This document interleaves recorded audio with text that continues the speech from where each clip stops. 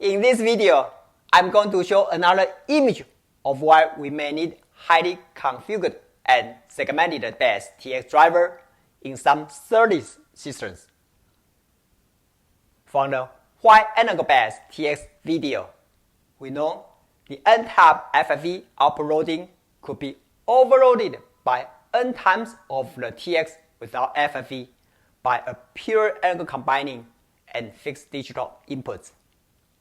On the other hand, the DAC-based TX output load could be fixed no matter the FFE implementation, but it will consume lots of digital power due to the digital capacity in the FFE and data modulation. Even though an advanced process would reduce the digital power, some low-cost products may only have an old process available, and that might still have too much power in the DAC-based TX.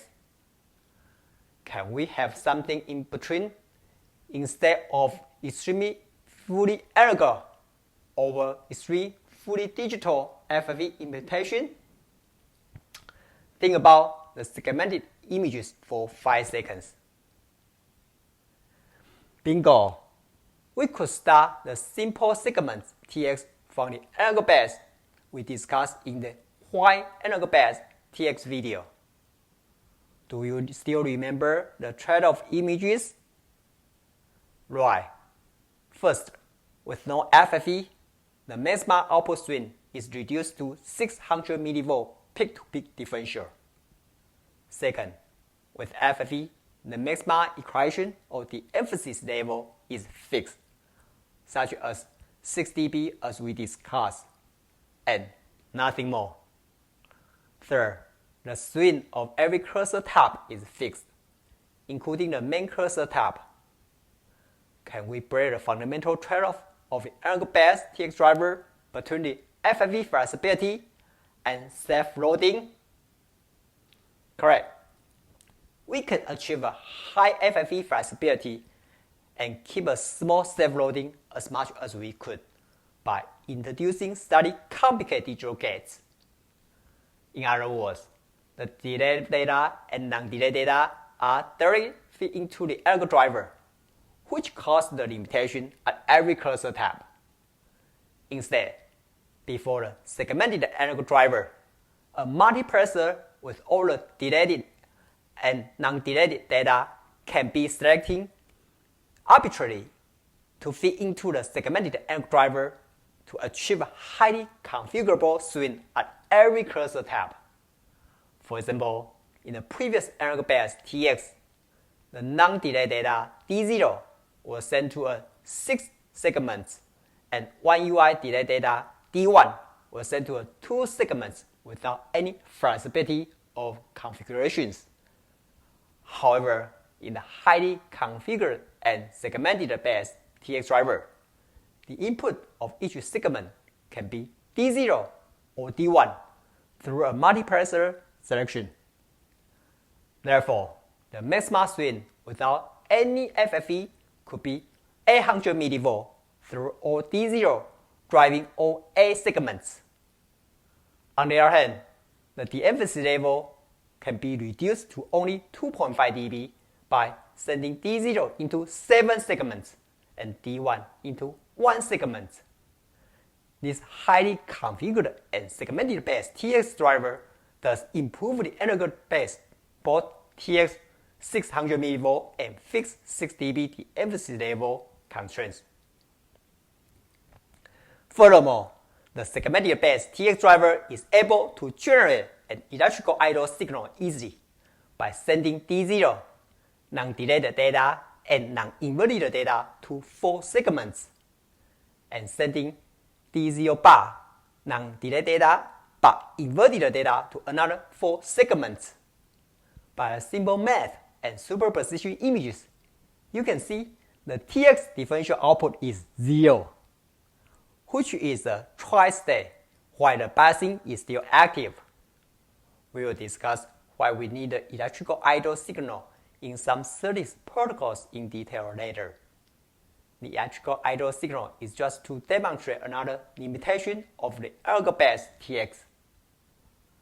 even though the editor multiplexer in each cursor tab were quite flexible and the selection activity was static most of the time. But the digital CVF power is still there. Can we further reduce the power? Think about your pulse response images of a channel loss for 5 seconds. The ideal path with one UI width is sent to a channel loss, and then the output path width is spread out to more than one UI, which would interfere with other symbols, and that's why we call it intersymbol interference (ISI). Even though the output path is wider, the main cursor is still maxima compared to other precursor or postcursor. Therefore, both TX FFE de-emphasis level or strength at the precursor tab and postcursor tab should be limited. What does that mean in the 2-tab highly configured and segmented based TX driver image? Bingo! That's not necessary to send the delayed data to all segments, but we must keep the flexibility of sending all the non-delayed data to all segments for the main cursor tab, which is the maximum value in most channel loss response. With this revision, both the digital capacity and CVA power can be reduced under practical equation usage. Could you think about the segmented based TX driver image one more time? If that's good enough? If not, what else could be the limitation and what can we do? Great. The resolution or granularity of the de-emphasis level could be too coarse. But no worry. Do you remember last time's case study image of the analog-based current mode TX driver with a 3-tab FFE implementation? The resolution of the tab coefficient would be further defined by the resolution of the tail current. Therefore, the implementation image here is to add an n bits current DAG depending on how much resolution you need. The current DAG is very simple to add without much overhead in a current mode driver. For the SST virtual mode driver, we still can achieve the granularity of the segments by dividing them down into more elements. The number of slices is also defined by how much resolution you need. But the minimum size is limited by the minimum size of the process without adding more capacitive loading. Here are the summarized images of why we need highly configured and segmented based TX driver in some SerDes systems. The ergo-based TX n-tab FFE output loading could be overloaded by n times of a TX without FFE by the pure ergo combining and fixed digital inputs. The DAG-based TX output load could be minimized even though the FFE exists, but it will consume lots of digital power due to the digital capacity in the FFE and data maturation in an all-process node. The good news is that the segmented based TX driver can achieve a high FFE flexibility and keep a small self-loading as much as we could by introducing slightly complicated digital gates at the inputs. For example, before the segmented ergo driver, a multiplexer with all the delay and non-delay data can be selected arbitrarily to fit into the segmented ergo driver to achieve a highly configured swing at every cursor tab. To save the digital power and complexity, we could keep the flexibility of sending all the non-delay data to all segments for the main cursor tab, which is the maximum value in most channel loss response. But only send the delayed data to a frictional segment ergo driver. Lastly, both resolution and granularity of the de-emphasis level could be maintained to what you need by the resolution of the tail current's n-bits current deck in a current mode driver.